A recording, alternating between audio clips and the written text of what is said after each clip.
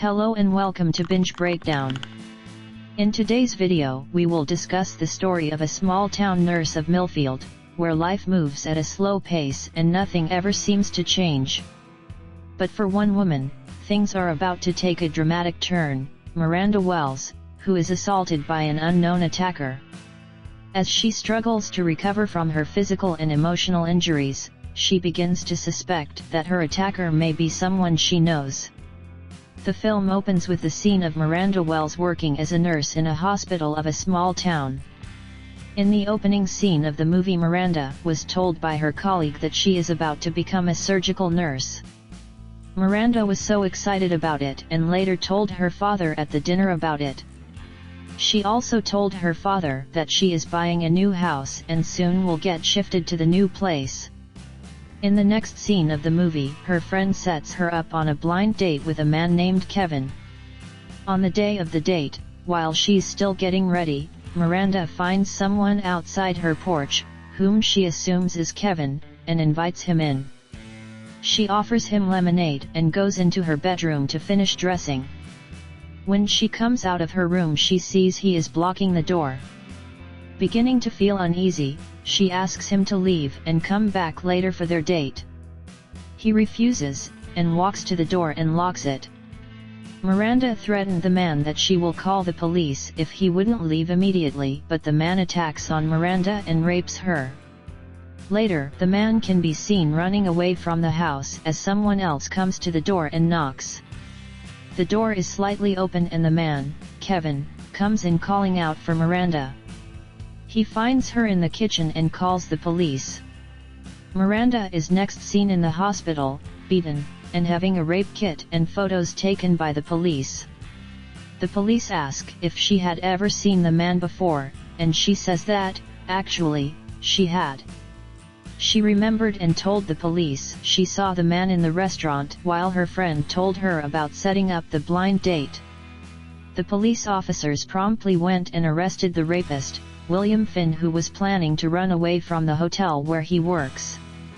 Miranda tries to carry on with her life normally. Her real estate agent tells her that they can't sell her house now as no one wants to buy a house where someone was just raped. While icing a cake at home, she notices a tremor in her right hand and realizes that she can't work in surgery because of it. On the other hand, William is caught and prosecuted almost immediately, but even though Miranda's attacker is off the streets, Miranda is unable to move on herself and even develops a nervous twitch that sidelines both her medical future and cake frosting abilities. She decides to write a letter to William in prison. Miranda's letter to William keeps being returned to sender. She continues to resend the letter and finally receives a response and goes to visit William. He apologizes repeatedly for what he did to her and she begins to visit him regularly. They become friendly and flirt with each other during her visits. While in prison, William has also been abusing his cellmate without the knowledge of the officers and is eventually released on parole.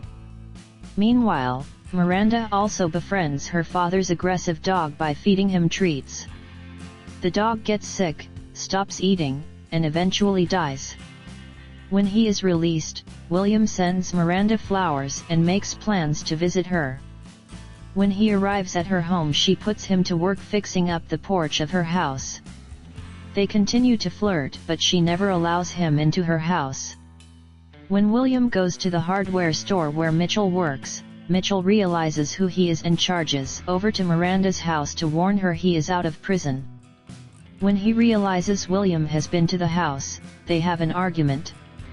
One day after working on the porch, William says he is not feeling well and begs to be allowed in to use the bathroom. Miranda reluctantly agrees, and upon entering the house he collapses. When he wakes up, he finds himself strapped to a bed in the basement. She admits to poisoning him with antifreeze in his lemonade. Miranda tells him that she also poisoned her father's dog and allowed her mother to die. He then passes out again as she rolls over a surgical tray.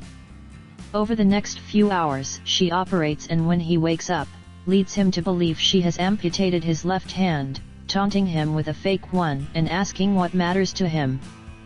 It is later revealed that she actually castrated him. The film ends with Miranda visiting her father, stating that William will not be coming around anymore, which means Miranda has completed her revenge by killing William. Hope you have enjoyed today's movie recap.